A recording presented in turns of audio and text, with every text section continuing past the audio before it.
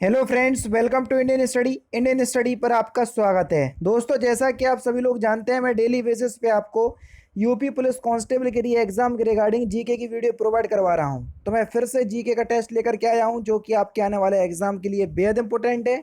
Video अगर आपको अच्छी लगे तो वीडियो को लाइक और शेयर जरूर कर दीजिएगा। टाइम को ना वेस्ट करते हुए हम पहले क्वेश्चन की तरफ बढ़ते हैं कि फोर्ब्स की सबसे अधिक भुगतान पाने वाली महिला एथलीटों की सूची में 2023 में शामिल एकमात्र भारतीय एथलीट कौन है। इंपॉर्टेंट क्वेश्चन है ये, एकमात्र भारतीय है, इसलिए आप लोगों के लिए इंपॉर्टेंट हो जाता है। तो कौन है? पीवी सिंधु। पहला ही ऑप्शन यहाँ पर आपका बिल्कुल करेक्ट। और दोस्तों, वीडियो में 100 लाइक का टारगेट रख रहा हूँ, तो प्लीज़ आपसे मेरी विनती है कि वीडियो को लाइक जरूर कर दीजिएगा। एक वर्ष में 100 मिलियन यात्रियों को ले जाने वाली पहली भारतीय एयरलाइन कौन बनी है? बढ़िया क्वेश्चन है, जल्दी से बताइए। एक वर्ष में 100 मिलियन यात्रियों को, तो सही आंसर हो जाएगा आपका ऑप्शन नंबर सी, इंडिको। तीसरा ऑप्शन यहाँ पर आपका बिल्कुल क्या हो जाएगा सर? करेक्ट हो जाएगा। भारत में इजराइल के नए राजदूत पद पर किसे चुना गया? भारत में इजराइल के नए राजदूत पद पर किसे चुना गया? तो ये रूबेन अजार को चुना गया। पहला ऑप्शन करेक्ट। भारतीय वायुसेना ने कौन सी स्वदेशी वायु रक्षा मिसाइल प्रणाली का सफल परीक्षण किया है? तो किसका किया है? तो सही आंसर हो जाएगा आपका समार।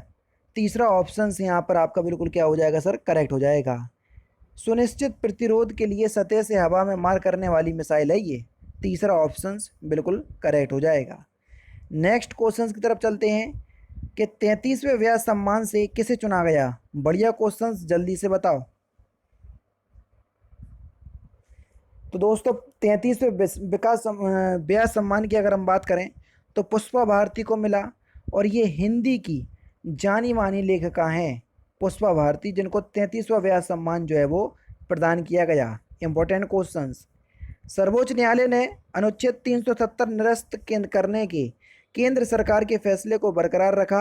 इसे कब निरस्त किया गया था? इंपॉर्टेंट क्वेश्चन है, क्योंकि सबको तो पता है कि निरस्त हो गया, निरस्त हो गया, लेकिन ये क्वेश्चंस पूछ लिए जाते हैं। तो वर्ष 2019 में इसे निरस्त किया गया था। दूसरा ऑप्शन करेक्ट। निम्नलिखित में से 336 में विजयनगर साम्राज्य की स्थापना के समय दिल्ली का सुल्तान कौन था? तो कौन था दिल्ली का सुल्तान विजयनगर साम्राज्य की स्थापना के समय? तो सही आंसर हो जाएगा अब मोहम्मद बिन तुगलक। तीसरा ऑप्शन से यहाँ पर आपका बिल्कुल करेक्ट हो जाएगा। मेवाड़ को 1665 में जहांगीर से संधि करने के लिए मजबूर करने वाला मुगल सेनापति कौन था? तो कौन था? खुर्रम। दूसरा ऑप्शन से यहाँ पर आपका बिल्कुल क्या हो जाएगा सर? करेक्ट हो जाएगा, है ना। जहांगीर ने सबसे पहले मेवाड़ के खिलाफ सैन्य अभियान शुरू किया था, समझ रहे। और खुर्रम के सैनिक दबाव पर रणनीति के कारण 1665 में राणा अमर सिंह, जिनको महाराणा प्रताप का पुत्र बोलते हैं, और मुगल संधि के बीच जो है वो संधि हो गई थी। ठीक है ना। नेक्स्ट क्वेश्चन की तरफ चलते हैं कि 1857 की क्रांति को भारत का प्रथम स्वतंत्रता संग्राम कहा था किसने? तो वॉर ऑफ इंडियन इंडिपेंडेंस, यानी कि भारत का स्वतंत्र समर, इसे स्वतंत्रता का प्रथम स्वतंत्रता संग्राम किसने बताया? बीडी सावरकर ने। पहला ऑप्शन करेक्ट हो जाएगा। पहली बार किस मुगल इमारत में दोहरे गुम्मद का प्रयोग हुआ था? पहली बार तो ये हुमायूं के मकबरे में हुआ था। चौथा ऑप्शन करेक्ट। चौरी चौरा कांड का संबंध किस आंदोलन से है? आप सभी लोग जानते हैं कि 5 फरवरी 1922 को उत्तर प्रदेश के देवरिया जिले के चौरी चौरा नामक स्थान पर एक घटना घटित हुई थी, है ना। और इसका संबंध जो है वो असहयोग आंदोलन से था। तीसरा ऑप्शन यहाँ पर आपका बिल्कुल करेक्ट हो जाएगा। सामान्य मनुष्य का रक्त दाब कितना होता है? बढ़िया क्वेश्चन, जल्दी से बताइए।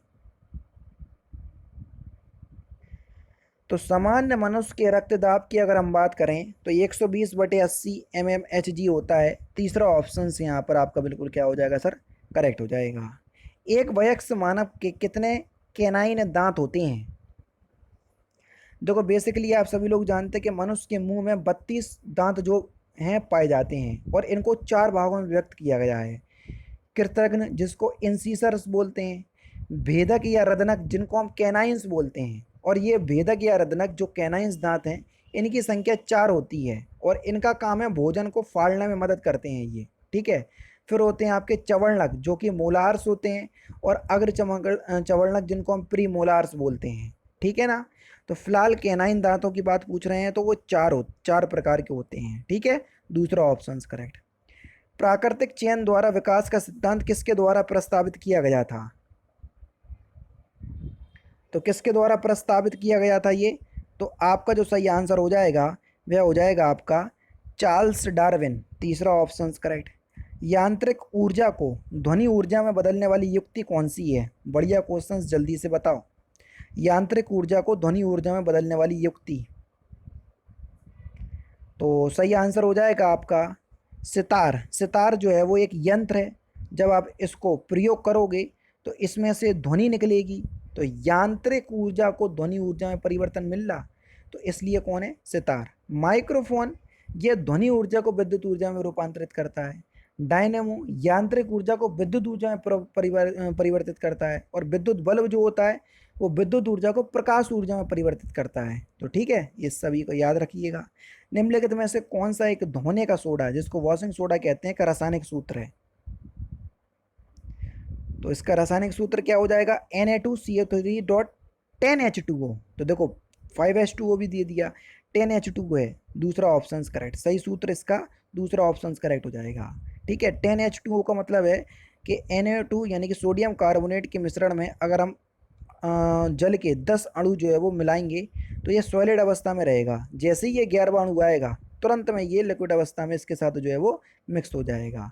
तो इसका कभी एक्सप्लेनेशन अच्छे से और दे दूंगा मैं। कैलकुलेटर के खोजकर्ता कौन है? तो इस क्वेश्चन का आंसर जो है वो आप मुझे कमेंट बॉक्स में बताएंगे।